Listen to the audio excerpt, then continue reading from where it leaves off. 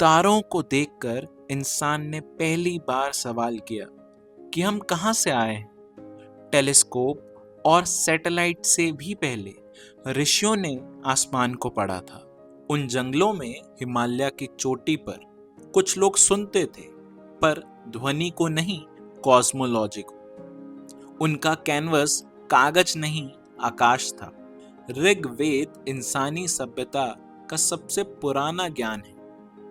ये करीबन 95,000 पूर्व जो प्लैनेट की पोजीशंस थी वो तक बता देता है।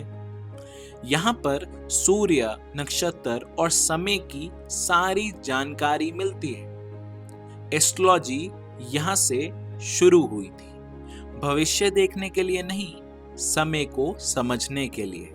आजकल ज्योतिष का उपयोग हम हर एक चीज में करते हैं, चाहे वो बच्चे का मुंडन हो, विवाह, गृह प्रवेश, कोई वाहन लेना हो। हर एक चीज में हम ज्योतिष का उपयोग करते हैं और ज्योतिष के अनुसार ही चलते हैं। लेकिन ये सारी चीजें शुरू कहाँ से हुई, कभी इसके बारे में नहीं सोचा।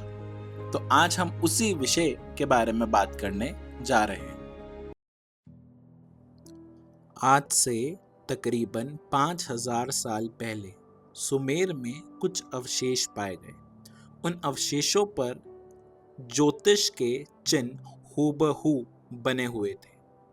अब ये एक रहस्यमय बात है कि सुमेर में ज्योतिष के चिन्ह क्या कर रहे थे।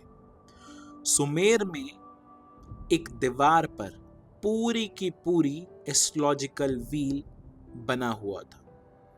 सुमेर मेसोपोटामिया में था, जो आज के समय में इराक है। ऐसा भी कहा जाता है कि सुमेर सबसे पहली सभ्यता है। इस सभ्यता ने हमें ज्योतिष भी दी है। वैज्ञानिक ये मानते हैं कि सुमेर से ही ज्योतिष का जन्म हुआ है, लेकिन ऐसा हम नहीं मानते, क्योंकि ऋग्वेद में 95,000 साल पहले के भी प्लैनेटरी प्लेसमेंट्स लिखी है। तो ये नहीं हो सकता कि ज्योतिष का जन्म सुमेर से ही हुआ हो। और अगर सुमेर से ही ज्योतिष का जन्म हम मानते हैं, तो सुमेर में वो ज्योतिष के चिन्ह कैसे आए, क्योंकि सुमेरियंस को पहले से ज्योतिष के बारे में नहीं पता था। जब भी सुमेर की बात आती है तो बेबीलोन का जिक्र भी हमेशा किया जाता है, क्योंकि ज्योतिष का अध्ययन बेबीलोन में ज़्यादा किया गया सुमेर से।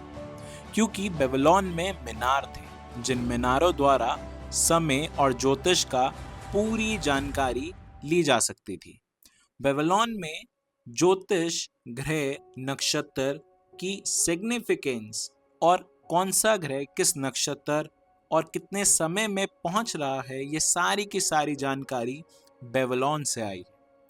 बेबीलोन में बहुत सारे ज्योतिषी इसी चीज पर अध्ययन करते थे कि ज्योतिष से ज्ञान, राजनीति और कोई घटना के बारे में पता चल सकता है या नहीं। बेबीलोन के ज्योतिषी इस चीज को मान चुके थे कि ये जो सुमेर की साइंस है ये प्रूवन एंड टेस्टेड है। बेबीलोन के बाद ये पूरा का पूरा ज्ञान ग्रीस और रोम पहुंचा। ग्रीस में इसको और ज्यादा रिफाइन किया गया। हॉरोस्कोप को कैलकुलेशन से डिफाइन किया गया। उनका ज़ोडिएक, प्लैनेटरी एंड एलिमेंट्स सब कुछ मॉडर्न एस्ट्रोलॉजी या वेस्टर्न एस्ट्रोलॉजी के साथ बेस करा गया, जिसे आज हम numerology, tarot card reading, psychic, energy, ये सारी चीज़ों से जानते हैं। फिर ये अरब दुनिया पहुंचा। अरब ने सबसे पहले ग्रीक टेक्स्ट को ट्रांसलेट किया और प्रिजर्व किया, और उसके बाद वो सारा का सारा ज्ञान यूरोप में दोबारा इंट्रोड्यूस किया गया। और इसी दौरान ये विचार भारत तक भी पहुंचा। अब देख सकते हैं कि सब कुछ जो हिंदू सभ्यता से शुरू हुआ था वो कितना घूम फिर कर वापस भारत आया है। यही चीज है कि हम हमेशा वेस्टर्न को फॉलो करते रहते हैं, अपने ही ग्रंथ को छोड़कर। वेस्टर्न हमारे ग्रंथ को उठाकर अपने एक एंगल देकर हमें ही समझा जाते हैं हर बार।